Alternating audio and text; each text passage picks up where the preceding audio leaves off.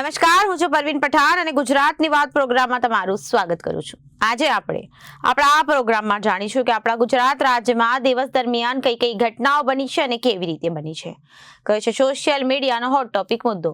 તે સમગ્ર જાણકારી વિસ્તારપૂર્વક આપણા આજના આ પ્રોગ્રામમાં આપણે નિહાળીશું। તો ચાલો જાણીએ અને નજર કરીએ શરૂઆતના મુખ્યના વિશેષ સમાચારો પર। ખેલ મહાકુંભ વચ્ચે સ્ટેટ લેવલના કબડ્ડીના ખેલાડીનું મોત નીપજ્યું।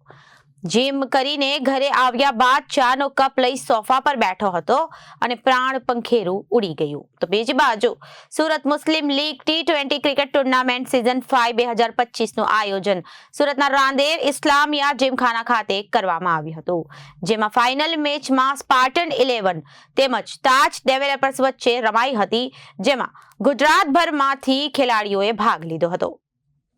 તો બીજી બાજુ વિદ્યાર્થીની સહિત 3ની આત્મહત્યા, યુવકની 11મા માળેથી મોતની છલાંગ, સીસીટીવી સામે આવ્યા। ઇન્ડિયન બેંકના આસિસ્ટન્ટ મેનેજર કેબલ વાયરથી ફાંસો ખાધો, સુસાઇડ નોટમાં એકતરફી પ્રેમનો ઉલ્લેખ કરવામાં આવ્યો। તો બીજી તરફ એએમસીમાં ભરતીમાં 3 ઉમેદવારોનો માર્ક્સ વધારીને ગેરકાયદેસર રીતે નોકરી આપવાના કૌભાંડ મામલે તો બીજી બાજુ સુરતમાં ફરી માસૂમ બાળાઓ સાથે અડપલા કરવાની ઘટના સામે આવી। યુવકે રમાડવાનો ઢોંગ કરી બાળકીને ઉચકી લઈ અશ્લીલ હરકત કરી સીસીટીવી વાયરલ થતા આરોપીની ધરપકડ કરવામાં આવી।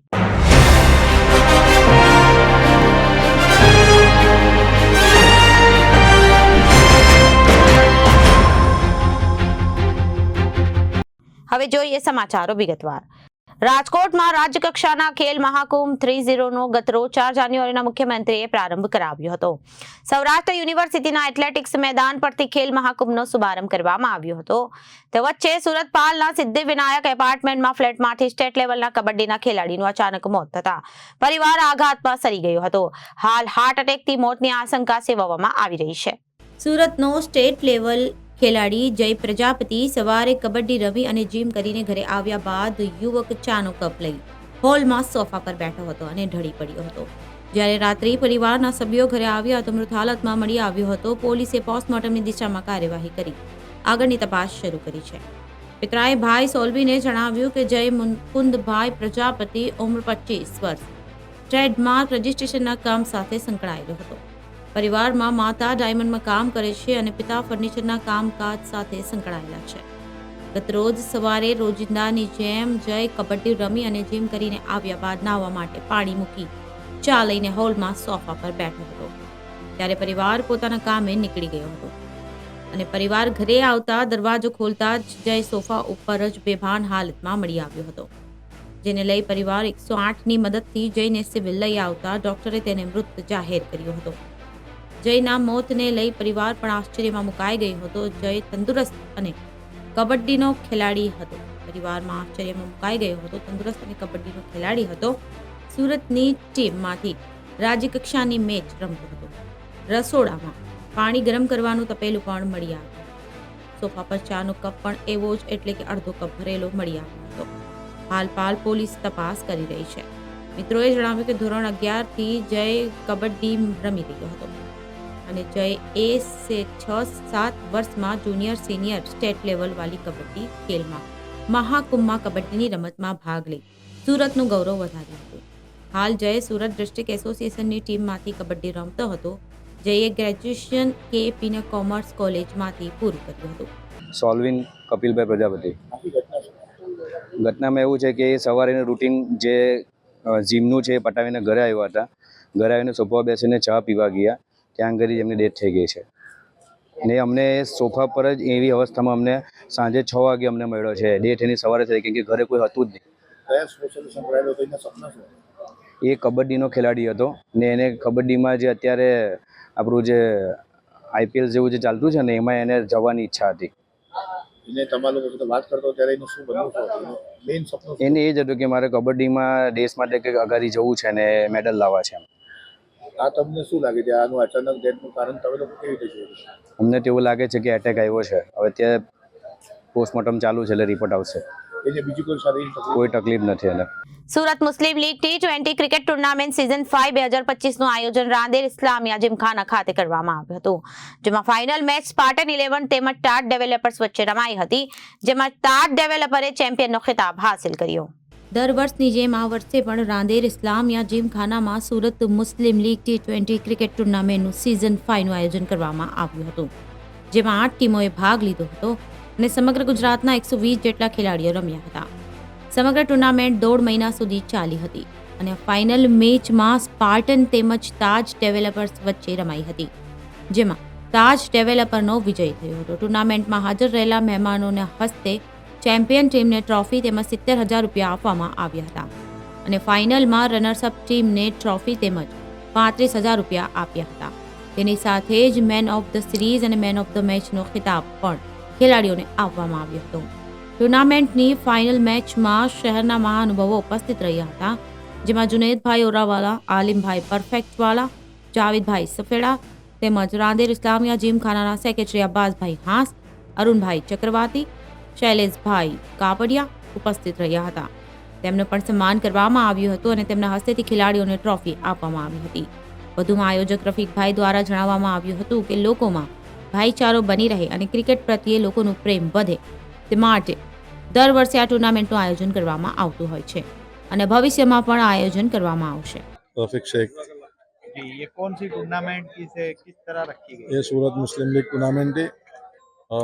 8 टीमों का लीग में टूर्नामेंट था, जिसमें टोटल 15 मैचेस हुई और उसका आज फाइनल मैच हुआ स्पार्टन और ताज के बीच में, और ताज ये चैंपियनशिप सीजन 5 की चैंपियन रही है। कितने दिन ये मैच चली थी? ये करीबन 5 वीक मैच चली है। ये कितने प्लेयर इसमें खेले? 120 खिलाड़ी टोटल खेले थे इसमें। अच्छा, और कहाँ कहाँ से खिलाड़ी ने भाग लिया? ये पूरे सूरत जिले के खिलाड़ी थे और इसमें पूरे सिलेक्शन करके ऑनर्स ने अब ऑक्शन करके प्लेयर्स को खरीदा था और वो हिसाब से टूर्नामेंट का आयोजन। इसमें आइकॉन भी बाहर के, जैसे भरूच, अंकलेश्वर, वापी, वलसाड़ के भी आइकॉन तरीके प्लेयर खेले थे। अच्छा, आज यहाँ पे कितने प्लेयर कौन कौन उपस्थित रहे? आज हमारे काफ़ी मेहमान यहाँ थे। जुनेद भाई औरावाला है, शैलेष भाई कापड़िया थे, एक्स सेक्रेटरी सूरत डिस्ट्रिक्ट अनिप भाई पटेल थे, भूपेंद्र भाई थे, विपिन भाई थे, और हमारे रांदेर सुल्तान जिमखाना के सेक्रेटरी आराजी रांदेर इस्लामी सेक्रेटरी, और सारे बहुत जो मेहमान आए थे। अच्छा, क्या कहना चाहोगे लोगों को टूर्नामेंट के बारे में? बस एकता का संदेश देते हैं कि भाई खेलना है तो सबके अच्छा स्पोर्ट्स के लिए, और सबको भिगे करके टूर्नामेंट खेला गया। काफ़ी अच्छे से टूर्नामेंट पूरा हुआ और सबका शुक्रिया अदा करते हैं हम, और सब मेहमानों का भी और सब खिलाड़ियों का भी। फाइनल टीम को क्या कहोगे? जीतने फाइनल टीम के लिए बहुत बहुत बधाई है उनके लिए, इतना बड़ा चैंपियनशिप उठाया उन्होंने और पूरी टूर्नामेंट में अनबीटेड रहे, उसका बहुत बहुत शुक्रिया। और फाइनल में बधाई। हारने वालों को क्या कहोगे? हारने वालों का यही मैसेज है कि भाई वो आगे आने वाली टूर्नामेंट में चैंपियनशिप की तरफ जाए, उनके लिए भी आगे के लिए बेस्ट ऑफ लक। મારું નામ અનિભાઈ પટેલ છે. હું સુરતના ક્રિકેટમાં લોકપ્રિય અને જાણીતો છું. હું લાલબાઈ સ્ટેડિયમ પર 44 વર્ષ સેક્રેટરી તરીકે કામ કર્યું છે. આજે બી એક્ટિવ છું અને આ રાંદેર જીમખાના પર આવવાનો એક ઘણો સોનેરી આનંદ છે, કારણ કે રાંદેર ઇસ્લામ જીમખાના મારા હિસાબે ક્રિકેટ જગતનું સૌથી જૂનું ગ્રાઉન્ડ છે અને આ ગ્રાઉન્ડ પર રમવાનો બી એક લાવો છે. લોકો રમવા માટે આતુરતાથી રાહ જોઈએ આ ગ્રાઉન્ડ. 100 વર્ષથી વધુ સમયથી એનું આ ગ્રાઉન્ડ છે, તો શું એના સ્મરણો કઈ રીતે તમે જોયું? હવે એ તો 100 વર્ષ પહેલાંના માણસો જ કહે, પણ મારી દ્રષ્ટિએ અહીંયા રમવું એ તમે સિલેક્ટેડ તરીકે બી કામ કરેલું છે, તો શું કહેશો આ ખેલાડીઓને કઈ રીતે મહેનત કરવી કે સિલેક્ટ થઈ શકે? હા, ખેલાડીઓએ ધીરજથી રમવું પડે, ધીરજ રાખવી પડે. એવું નથી કે પહેલી મેચમાં જ રન થતી થઈ જાય, વિકેટ મળી જાય, અને તમારે ધીરજ રાખીને રમવું પડે. ફેલ જાઓ તો નાસીપાસ નહીં થવાનું, કારણ કે એક તક તો ક્રિકેટરને મળે ને મળે જ. એનું એક ઉદાહરણ છે, અંડર 16ની અંદર એક છોકરો આવતો હતો મારી પાસે. હું ડેલી સવારે લાલભાઈ જાઉં, એની માતાજી એની મધર લઈને આવતી હતી. એ છોકરો એટલો રડે. મેં કીધું ભાઈ શું છે? તો કે એના રન નથી થતા. મને કે ભાઈ તમે ધીરજ રાખો, એનાથી વધારે તમે રડ કરો તો આ છોકરો નહીં બને. છેલ્લી એની મધરને બહાર બેસાડીને કામ ચાલુ કરાવ્યું. ઉપરવાળા એને સાથ આપ્યો અને અંડર 16 ગુજરાત રમ્યો. અત્યારે જે ફાઇનલ રમવા રાંદેર ઇસ્લામિક જીમખાનામાં તો ખેલાડી રમવાના છે, એને તમે મળ્યા, કઈ રીતનો વાતચીત થઈ? આ બધા ખેલાડીઓ બહુ હોશિયાર છે, બહુ સારી રીતે ગ્રાઉન્ડથી વાકેફ છે, ક્રિકેટ રમ્યા છે અને એમનું નામ છે. દરેકનું પોતપોતાની ટીમમાં ને પોતપોતાના એરિયામાં નામ છે કે આ ફલાણો ખેલાડી છે, ફલાણો, ને એ લોકો રમશે, 100% સારું રમશે. સુરતમાં વિદ્યાર્થીની સહિત 3 લોકોની આત્મહત્યાની ચકચારી ઘટનાઓ સામે આવી છે. ઇન્ડિયન બેંકના આસિસ્ટન્ટ મેનેજર એકતરફી પ્રેમમાં કેબલ વાયરથી ફાંસો ખાધો તો બીજા અન્ય એક યુવકે આર્થિક સંકળામણથી કંટાળીને 11મા માળે દાદરથી ઝંપલાવ્યો. આ સિવાય એક ધોરણ 8ની વિદ્યાર્થીનીના સતત મોબાઈલ વપરાશના કારણે કંટાળીને માતાએ મોબાઈલ ઝૂંટવી લેતા ગળે ફાંસો ખાઈ લીધો હતો. આપઘાતની આ 3 ઘટનાઓએ પરિવારને શોકની સાથે શંકા કુશંકામાં ગરકાવ કરી દીધા છે. આપઘાતની પહેલી ઘટનામાં સુરતમાં અડાજણ વિસ્તારમાં પવિત્ર રો હાઉસના એક મકાનમાં ઇન્ડિયન બેંકના આસિસ્ટન્ટ મેનેજરે ગળે ફાંસો ખાધેલી હાલતમાં મૃતદેહ મળી આવ્યો હતો. ઘટનાની જાણ બાદ અડાજણ પોલીસ સ્થળ પર દોડી આવી હતી અને મૃતદેહને નીચે ઉતારી પોસ્ટમોર્ટમ માટે સિવિલ લઈ ગયા બાદ આગળની તપાસ હાથ ધરી હતી. પરિવાર દ્વારા મૃતકની સાથે પરિણીત કર્મચારી અને તેના પતિ સામે શંકા વ્યક્ત કરી છે. આ સાથે ફોરેન્સિક પોસ્ટમોર્ટમની પણ માંગ કરવામાં આવી છે. આ સાથે અમને લખેલી સુસાઇડ નોટ પણ પ્રેમિકાનો ઉલ્લેખ હોવાનું જણાવ્યું હતું. મૂળ રાજસ્થાનના અને સુરતના અડાજણ વિસ્તારમાં આવેલા પવિત્ર રો હાઉસમાં 30 વર્ષીય અને રાકેશ ભાર્ગવ એકલો રહેતો હતો. પરિવારમાં માતા પિતા અને રિટાયર્ડ સુપ્રિન્ટેન્ડન્ટ રેલવે સ્ટેશન માતા રાજસ્થાનમાં જિલ્લા શિક્ષણ અધિકારી છે. બહેન પણ રાજસ્થાનમાં સર્વિસ કરે છે. અમન ઇન્ડિયન બેંકની વરાછા શાખામાં આસિસ્ટન્ટ મેનેજર તરીકે કામ કરતો હતો. પરિવાર ખૂબ જ સુખી સંપન્ન છે. મૃતક પોતાની મહિલા સાથી કરવી સાથે હતો. અડાજણ પોલીસ પાસેથી મળતી માહિતી પ્રમાણે ઘટના લગભગ બપોરે 1:30 વાગ્યાના સમયમાં બની હોવાની શક્યતા છે.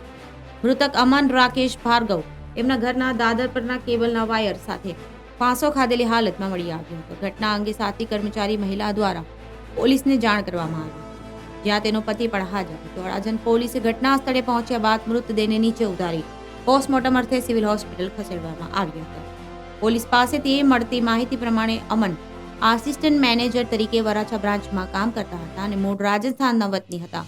પરિણીત સાથી કર્મચારી સાથે એકતરફી પ્રેમમાં પાગલ હતા. ગત રોજ આ સાથી કર્મચારી મહિલાને ઓફિસથી લઈ ડોક્ટરને બતાવ્યા બાદ ઘરે આવ્યા હતા. ત્યારબાદ અચાનક જ પહેલા માળે જઈ આપઘાત કરી લીધો હતો. પોલીસ તપાસમાં 2 નાના પાનાની સુસાઇડ નોટ પણ મળી આવી હતી. પ્રેમિકા અંગેનો સુસાઇડ નોટમાં ઉલ્લેખ કરાયો હોવાનું પ્રાથમિક કારણ સામે આવ્યું છે. યુવકના મોતને લઈ પરિવારને અનેક પ્રકારની શંકા કુશંકાના અમનના પરિવારજનો દ્વારા સુસાઇડની ઘટનામાં શંકા વ્યક્ત કરવામાં આવી છે. પરિવારજનોએ જણાવ્યું હતું કે અમન જ્યારે આ પગલું ભર્યું ત્યારે તેની સાથી કર્મચારી હાજર હતી. આસપાસ અન્ય લોકોને જાણ કરવા પહેલા તેણે તેના પતિને જાણ કરી હતી. બેંકમાં જાણ કરવા આવતા ત્યાં પહેલા પહોંચેલા લોકોના સાથી કર્મચારી અને તેનો પતિ પણ ત્યાં હાજર મળ્યો હતો અને શંકા કુશંકા છે, પણ પોલીસ અને અમને ન્યાય અપાવે તેવી માંગ છે. ફોરેન્સિક પીએમ બાદ વધુ કાર્યવાહી કરાશે. અડાજણ પીઆઈપી જે સોલંકીએ જણાવ્યું કે ગત રોજ સવારથી જ અમન અને સાથી કર્મચારી મહિલા સાથે જ હતા. અમનની હાથની આંગળીમાં ઈજા થઈ હોવાથી બંને સાથે અને એક સાથે હોસ્પિટલ ગયા હતા. ત્યાંથી ઘર નજીક હોવાથી નાસ્તો કરવા માટે ઘરે આવ્યા હતા. દરમિયાન બંને ઘરે સાથે હતા ત્યારે જ અમન એકદમ દોડીને પહેલા માળે દાદર પર ગયો હતો, જ્યાં ટીવી કેબલ આપઘાત કરવા માટે તૈયાર જ રાખ્યો હતો તે રીતે લટકાવેલો હતો અને હાલ તો આપઘાત જ કર્યો હોય તે દિશામાં તપાસ કરવામાં આવી રહી છે. આ સાથે જ પરિવારના આક્ષેપો પ્રમાણે પણ ફોરેન્સિક પીએમ બાદ વધુ કાર્યવાહી કરાશે. આપઘાતની બીજી ઘટનામાં સુરતના દિલ્હી ગેટ પાસેના ઇન્ફિનિટી ટાવર 11મા માળેથી વેડ રોડમાં યુવકે પડતું મૂકીને આપઘાત કરી લીધો હતો. યુવકે આર્થિક સંકળામણને કારણે આપઘાતનું અંતિમ પગલું ભર્યું હોવાનું બહાર આવ્યું હતું. હાલ આ સમગ્ર મામલે ઘટના સીસીટીવી કેમેરામાં કેદ થઈ ગઈ છે, જેમાં યુવક 11મા માળે દાદર પર આવે છે, ત્યારબાદ 8 સેકન્ડ રાહ જુએ છે અને ત્યારબાદ એકદમ દોડીને સીધો કૂદી જાય છે.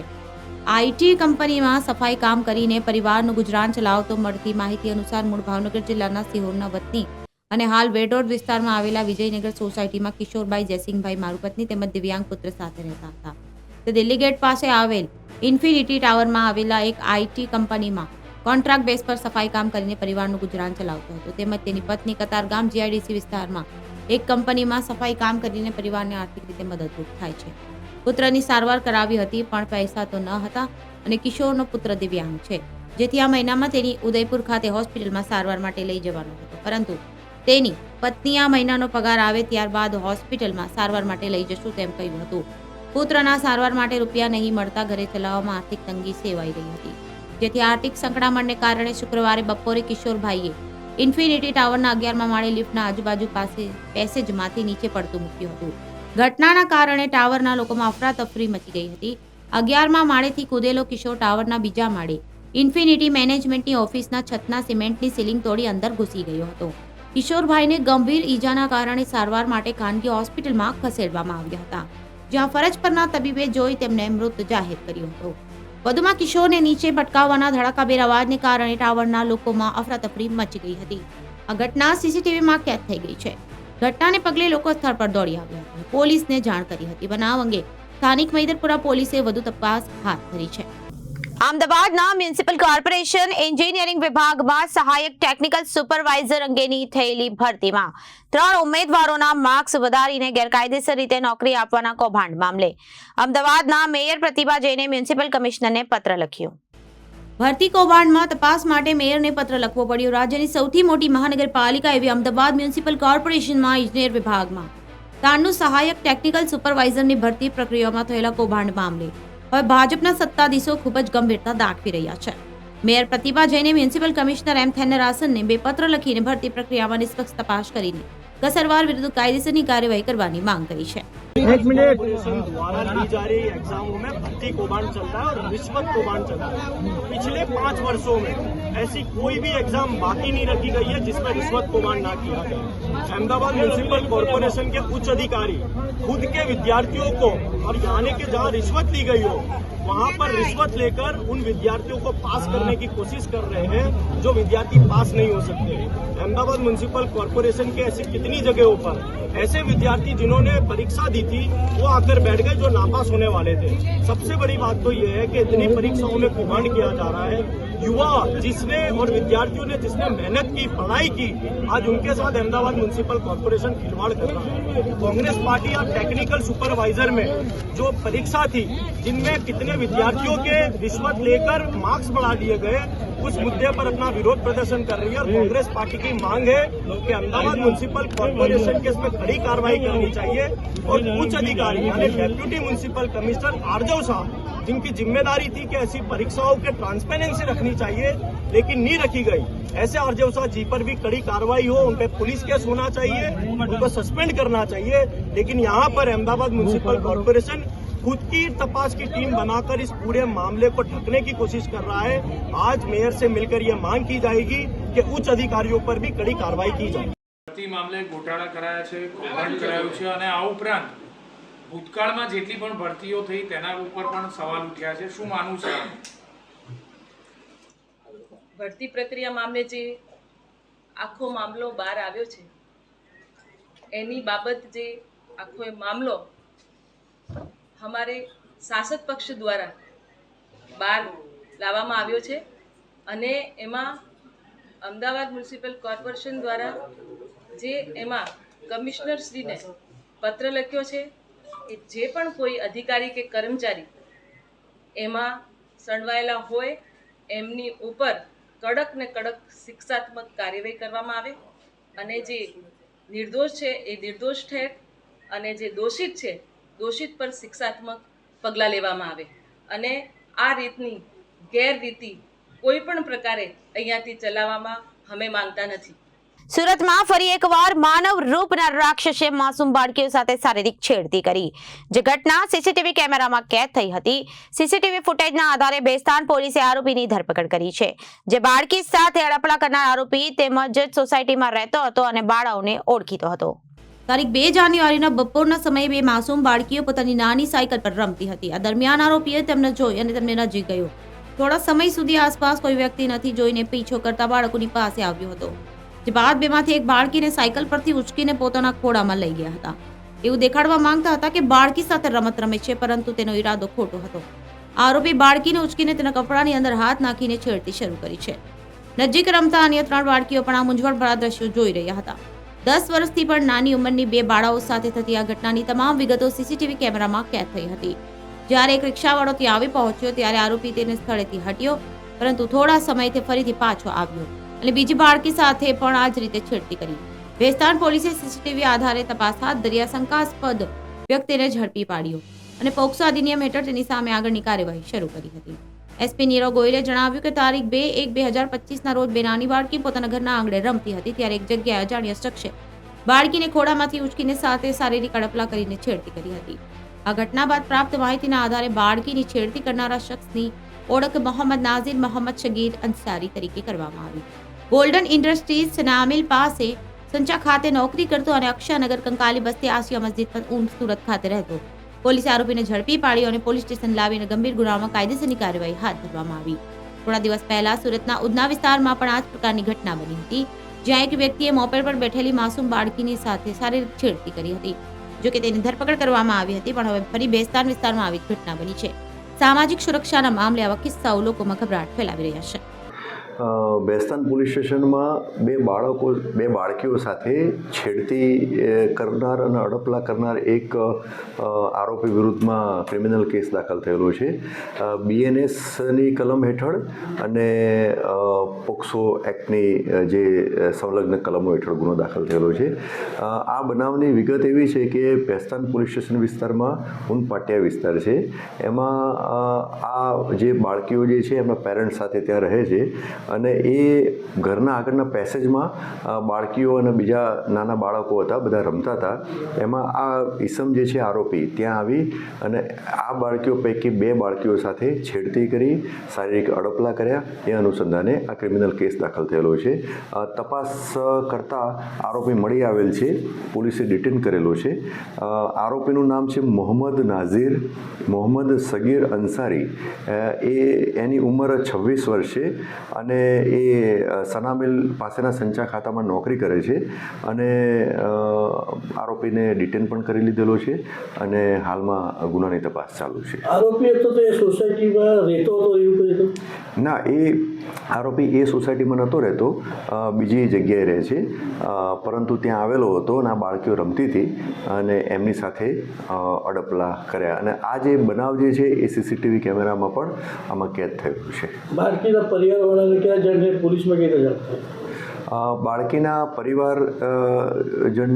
પરિવારજનોને ખ્યાલ આવ્યો એટલે એમને CCTV કેમેરા ચેક કર્યા. CCTV કેમેરા ચેક કર્યા પછી બાળકીઓને પૂછ્યું એટલે બાળકીઓએ કહ્યું કે આ અંકલ જે છે અમારી સાથે આ રીતના શારીરિક અડપલા અને છેડતી કરી છે. એ અનુસંધાને પોલીસ સ્ટેશનમાં મેટર પહોંચી અને પછી ફરિયાદ દાખલ કરવામાં આવી.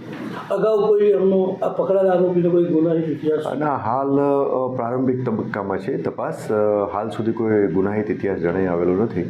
તો અત્યારે ગુજરાતની વાતમાં વિરામ લઈએ. વધુ સમાચારો જોવા માટે જોતા રહો જનાદેશ ન્યૂઝ. નમસ્કાર.